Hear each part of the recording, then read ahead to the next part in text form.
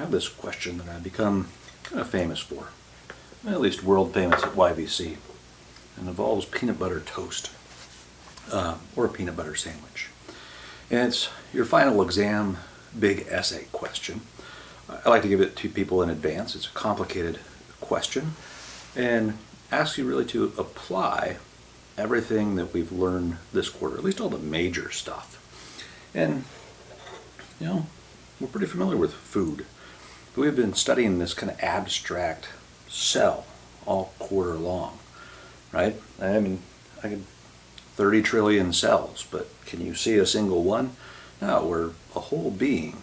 And we take in food, and this food is made of molecules, at least so I've told you. What does it do inside of us? Well, let's take some of that knowledge and put it to good use.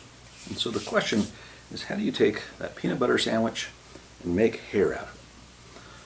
Hair is kind of this interesting thing that we spend really kind of a ridiculous amount of money on for a bunch of dead protein on top of our head, but probably for good reason. And hair is made out of cells, right? Those cells are growing and producing protein, and that takes energy, and it comes out the top of our head at different rates. And that has something to do with food, right? We take that into our bodies, and that's our fuel. But not just fuel, it's not just for energy, it's also the raw materials that it takes to build all of our body parts, from DNA to proteins. And so I'd like you to take and apply that idea to the concepts we've learned this quarter. And the big ones there are things like genetics. You know, how would that be involved in growing hair? Energy use, and how is that involved? I think the connection there is a little more obvious, as long as you understand that it takes energy to grow something.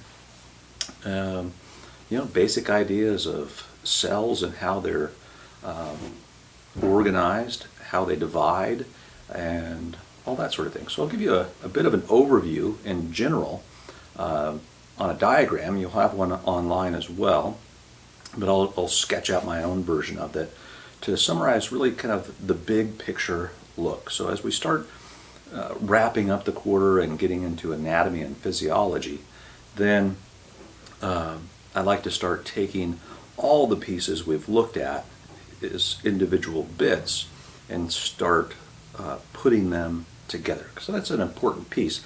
It helps us remember it, helps us make sense of it, and gives us some sense of purpose for all these little bits of information that we've been taking in and talking about all quarter long.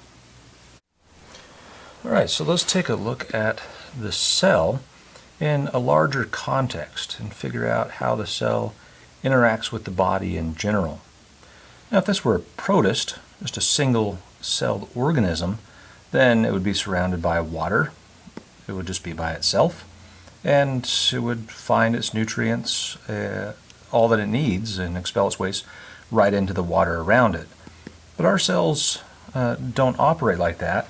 All of our cells are right next to blood vessels. So let me draw a blood vessel here.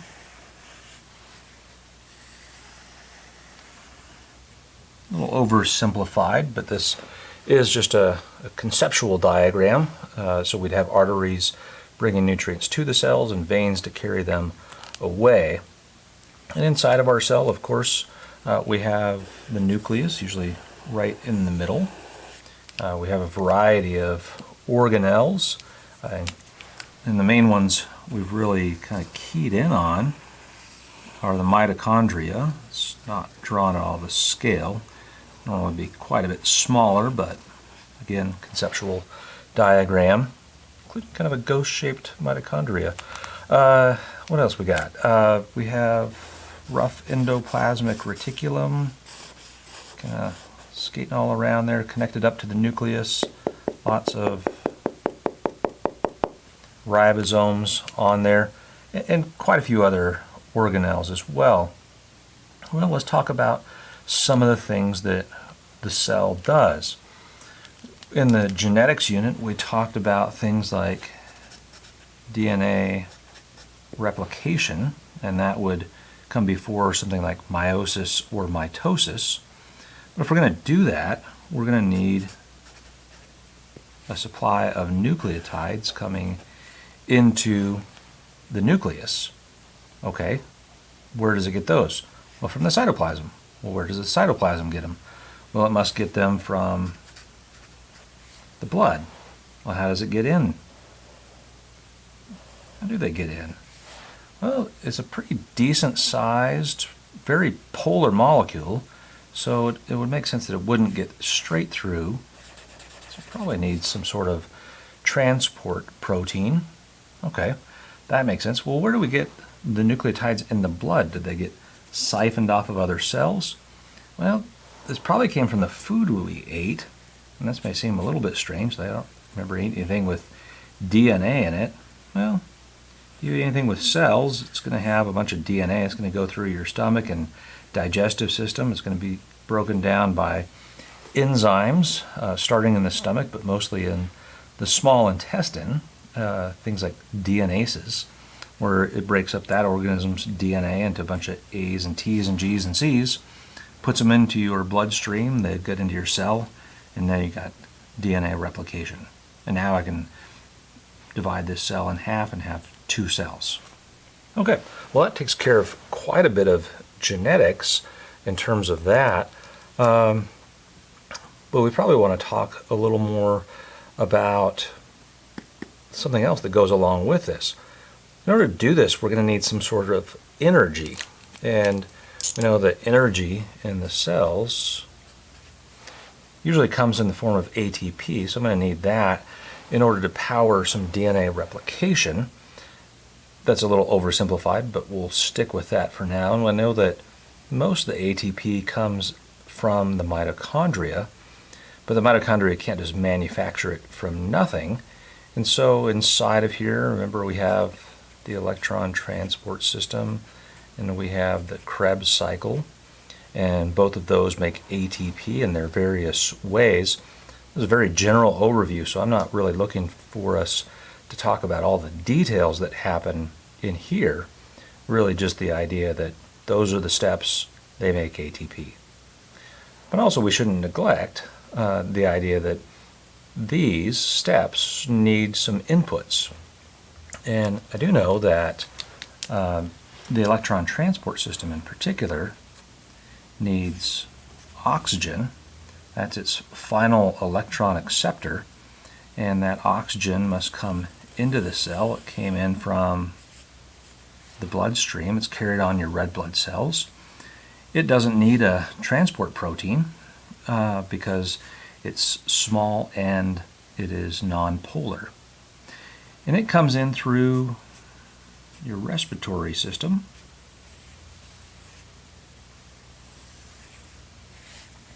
And goes right into the bloodstream. Now again, diagrammatic, your lungs are not right next to the cells, and they're certainly not smaller. There's a lot more complexity here, but we're getting the big ideas. So now that we have oxygen, that's just accepting electrons. I need to have something giving me electrons. Well, that would come from some of the carbohydrates, usually, that get broken down into glucose. So I'll just symbolize that with a G. That comes out of your bloodstream, goes through usually some sort of membrane channel or carrier protein, and then we have glucose inside the cell. And then we can break that down into pyruvate by the process of glycolysis, if you remember that, which also gives us a little bit of ATP itself, and then the pyruvate can be fed into the mitochondria. Well, the carbon from glucose goes somewhere, and that mainly comes out of the Krebs cycle. And now we have a bunch of CO2, and that's building up inside of this cell, and so it needs to go back out, again straight through the membrane, right into the bloodstream, get carbon dioxide, and returns via veins to the lungs, where it goes out by simple diffusion and we exhale it. So even though we brought it in as food, it goes into the cells, comes back out as our breath. which is a little strange when you think about it that way. All right, so this is good. We got energy, I got glucose coming in, oxygen coming in, CO2 going out. What am I forgetting? Oh yeah, I got some water coming out of that. And if that water were to leave the cell or more were to come in, we'd call that osmosis. A bit of a, I guess, sideline there, but we know that most of the inside of the cell is water, around the cell is water, inside the bloodstream is water, and we have kidneys to take care of it and drain off through the ureters into the bladder any extra water that we might have. They also might, if we decided to take some of our food, let's say we're running low on glucose, so we turn to the proteins and the amino acids inside of our bloodstream, and we're to cleave off the ammonia, the amino group there, turn it into urea. That would be filtered out by the kidneys. The amino acid, what remains of it, could go into the cell, and then we could use it in the Krebs cycle as well. But more likely, we're going to use that amino acid down here, right, in the rough endoplasmic reticulum in order to crank out proteins. And assuming this is a hair follicle cell, then the protein that we're going to make in great abundance is something like keratin, the main protein that your hair is made out of. And interesting, we have like 54 different genes for making keratin right here in the nucleus, just on a couple of different chromosomes. But we know that this is where our instructions are, and so besides DNA replication, we're also going to do transcription, which means we also need some nucleotides, in this case RNA nucleotides, and we're going to use that to make messenger RNA, which is going to go out to these ribosomes where we're going to do translation. And for that, we are going to get some tRNA to bring the amino acids to the ribosome and then crank out those proteins. All right, well, that looks pretty good so far. We've made some protein, and we spent a lot of time talking about that and really distilling down most of inheritance. Everything in the nucleus comes down to instructions for making proteins, because that's a big part of it. We also need to make energy for the cell in the form of ATP. That's the mitochondria's job. We need to move substances in and out of the membrane. Oh, I almost forgot about that guy. Amino acids are going to need a membrane protein too. But we don't want to lose sight of the idea that all of these processes happen in one place, in the cell. We talked about genetics in the genetics unit, but that is not isolated in the cell from energy making, or from membrane transport, or from making proteins. And all that is right next door to the blood vessels, and those blood vessels are next to other organs, which are part of organ systems, that help the body function as a whole. And so our cells depend on our organs, and our organs are made up of cells themselves, and they depend on other cells, right? So the lung cells also need the kidney cells, and the kidney cells need oxygen from the lungs. And the lungs need food from the stomach, and the stomach needs oxygen from the lungs. So all these different cells all around are interdependent. But this is a broad brush overview of most of what we've talked about over the course of this quarter.